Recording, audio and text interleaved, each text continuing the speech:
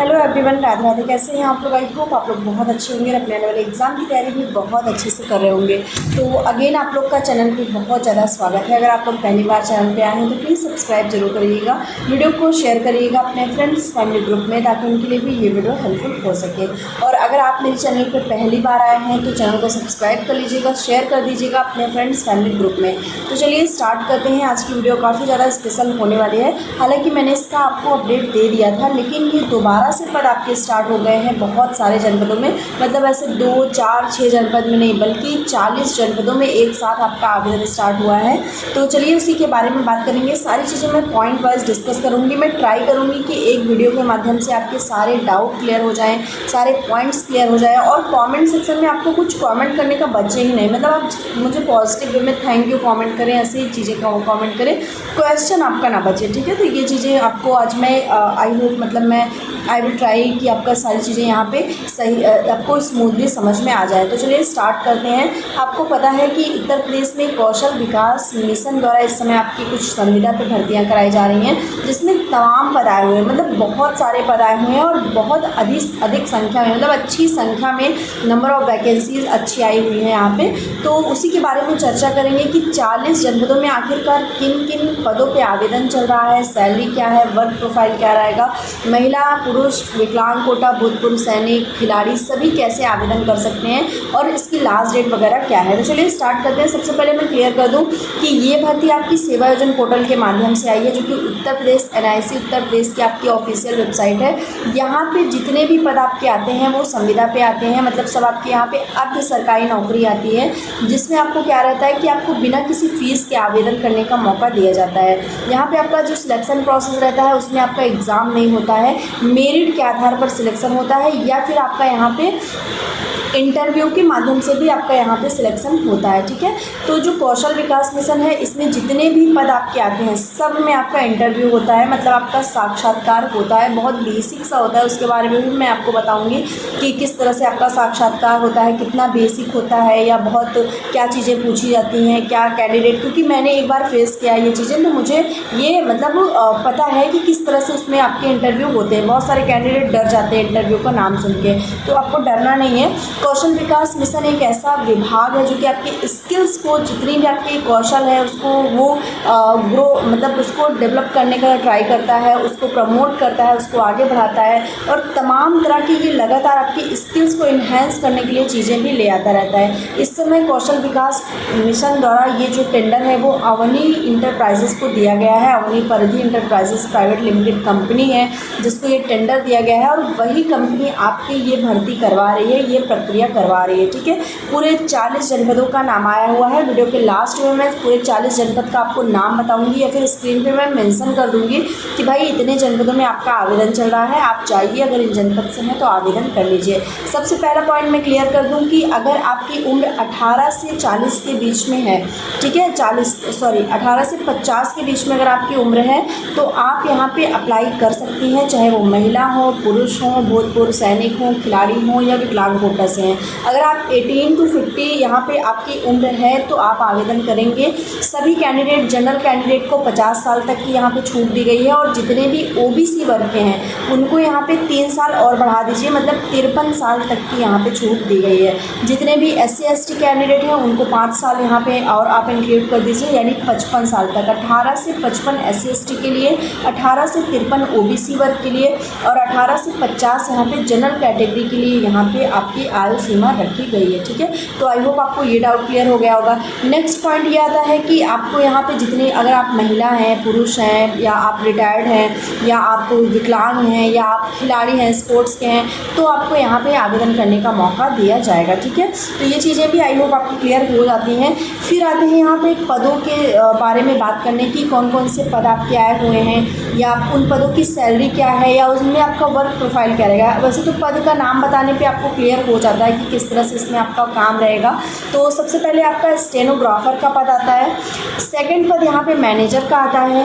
Third पद आपका यहाँ पे प्यून आता है और चौथा पद आपका यहाँ पे टैली अकाउंटेंट का पद आता है। ठीक है, हम पहले पद के बारे में बात करेंगे मैनेजर के पद के, जहाँ पे आपकी सैलरी 35,000 रुपये रखी गई है। ठीक है, कौशल विकास मिशन विभाग द्वारा आपकी जो मैनेजर की पद आई हुई है, इसमें आपकी सैलरी 35,000 रुपये रखी गई है और ये आपको टोटली आपका एक हेड के रूप में काम करेंगे, यानी कि आपके अंडर में कुछ लोग काम करेंगे और उन्हीं का या कोई प्रोजेक्ट आता है तो उसका आपको मैनेजमेंट देखना होगा। ठीक है, क्योंकि आपको मैनेजर के नाम से ही क्लियर हो गया होगा कि आपको एक मैनेजमेंट देखना होगा, एक जो प्रक्रिया है वो किस तरह से संचालित हो रही है, लोग क्या कर रहे हैं क्या नहीं कर रहे हैं, मतलब एक हेड के रूप में आपको यहाँ पे काम करना होगा। ठीक है, 35,000 रुपये आपकी यहाँ पे सैलरी रखी गई है। इसके बाद यहाँ पे जो आपका सेकंड पद आता है टैली अकाउंटेंट का, ये आपका कॉमर्स वालों के लिए है। जितने भी बीकॉम वाले स्टूडेंट्स हैं या एमकॉम आपने किया है तो दोनों कैंडिडेट यहाँ पर आवेदन कर सकते हैं। कॉमर्स वाले स्टूडेंट्स को यहाँ पर मौका दिया जा रहा है।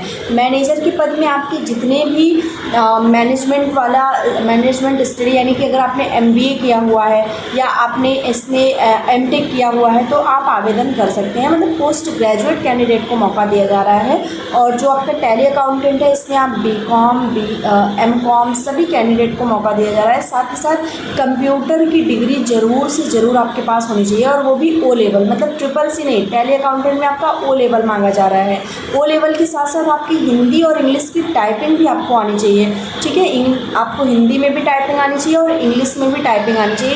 ये आपका टेस्ट होगा, ये वो टेस्ट आपसे कराएंगे आपकी ज्वाइनिंग के पहले। अगर आप इसमें डिस्क्वालीफाई हो जाते हैं तो आपको यहाँ पे आपका जो मतलब पोस्ट है, आपका जो पद है वो आपको नहीं दिया जाएगा, आपको भर्ती से बाहर कर दिया जाएगा, भर्ती प्रक्रिया से पूरे बाहर कर दिया जाएगा। ठीक है, इसके बाद आता है आपका स्टेनोग्राफर का पद, जहाँ पे आपको आपका इंटर पास होना चाहिए, यानी आपने 12वीं पास किया हो प्लस आपने CCC किया हो। तो अगर आपने 12th और CCC किया है तो आप स्टेनोग्राफर के लिए एलिजिबल हैं।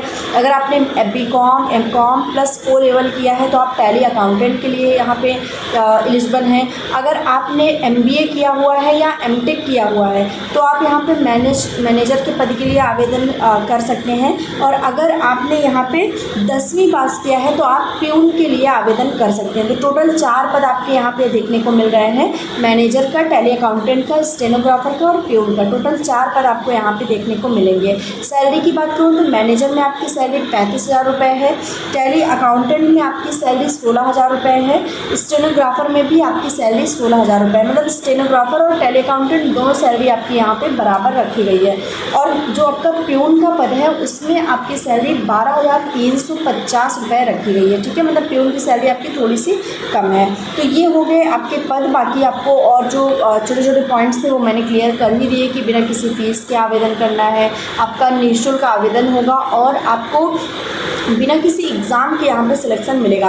अब एक चीज़ मैं बता दूँ कि अगर आप आवेदन कर लेते हैं तो फिर आपको शॉर्ट लिस्ट किया जाएगा इंटरव्यू के लिए। जितने पद हैं, जैसे मान लीजिए 100 पद हैं यहाँ पे, तो लगभग उसके 2.5 गुना स्टूडेंट्स यहाँ पे आपके शॉर्ट लिस्ट किए जाएंगे और आपको इंटरव्यू के लिए बुलाया जाएगा। और फिर इंटरव्यू के बाद फाइनल आपकी एक मेरिट बनेगी और उसमें आपका सिलेक्शन देखा जाएगा। तो इंटरव्यू की बात कर लेते हैं कि किस तरह से इंटरव्यू होता है। तो देखिए, बहुत ही बेसिक इंटरव्यू होता है। मतलब अगर जैसे कि प्यून का पद है, या मैं थोड़ा बोलूँ कि जैसे आपको मान लीजिए मैनेजर का पद है, उसके लिए अगर आप आवेदन करते हैं और आपका इंटरव्यू होता है तो सबसे पहले वो आपकी सारी चीज़ें देखेंगे, आपका नाम पूछेंगे, आपका बोलने चालने का तरीका, कि आप किस तरह से इंटरेक्ट करते हैं लोगों से, कैसे आपका इंटरेक्शन क्या है लोगों से।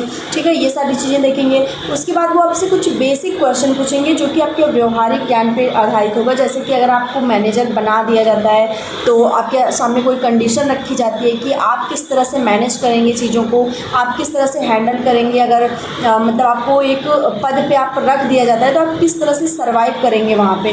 ठीक है, तो इस तरह से आपके क्वेश्चन पूछे जाते हैं। बहुत सिलेबस नहीं पूछा जाता है कि आपसे मैथ पूछा जाए, रीजनिंग पूछा जाए, इंग्लिश पूछा जाए, ये चीज़ें नहीं है। बहुत आपकी यहाँ पे बेसिक चीज़ें आपको पूछी जाएंगी जो कि हर एक कैंडिडेट अगर थोड़ा सा भी दिमाग लगा रहा है, जॉब करना चाह रहा है, थोड़ा सा भी एजुकेशन है उसके पास, तो वो बहुत आसानी से उसका जवाब दे लेगा। ठीक है, तो हर पद में पद के अकॉर्डिंग क्वेश्चन पूछा जाता है। ऐसा नहीं है कि प्यून के लिए आप आवेदन करते हैं और आपसे बड़े बड़े क्वेश्चन पूछा जाए, टाइम मैनेजमेंट का क्वेश्चन पूछा जाए, तो ऐसा नहीं है। जिस तरह से पद रहेगा आपका उसी हिसाब से उनके क्वेश्चंस रहेंगे, ठीक है।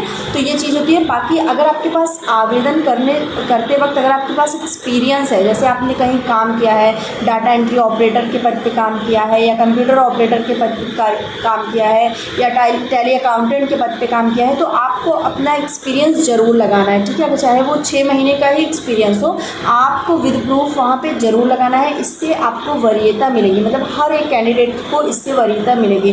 पोर्टल पे जितने भी एक्सपीरियंस्ड कैंडिडेट रहते हैं हमेशा उनको प्रेफरेंस दिया जाता है, उनको मतलब प्रायोरिटी दी जाती है, उनको प्राथमिकता दी जाती है कि ये स्टूडेंट्स कहीं ना कहीं काम किया हुआ है, तो ये अगर आता है विभाग के अंतर्गत तो ये ज़्यादा अच्छी तरीके से काम कर पाएगा, ठीक है। तो ये बातें आई होप आपको क्लियर हो गई होंगी। अब चलते हैं जनपद पे कि किन किन जनपदों में आपका आवेदन चल रहा है।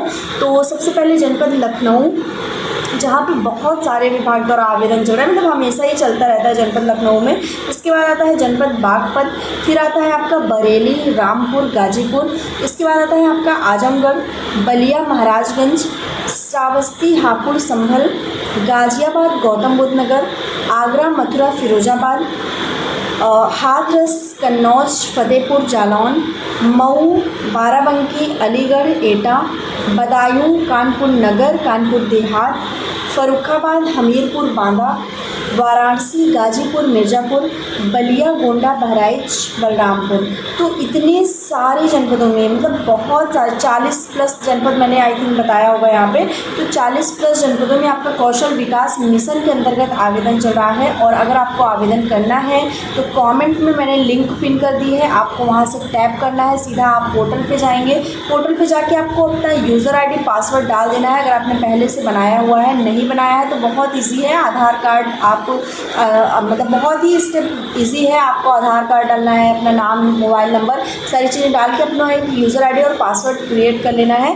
उससे क्या होगा कि आप बहुत आसानी से आपका यूज़र ID और पासवर्ड क्रिएट हो जाएगा, तो हमेशा आप किसी न किसी पद के लिए आवेदन कर सकते हैं, ठीक है।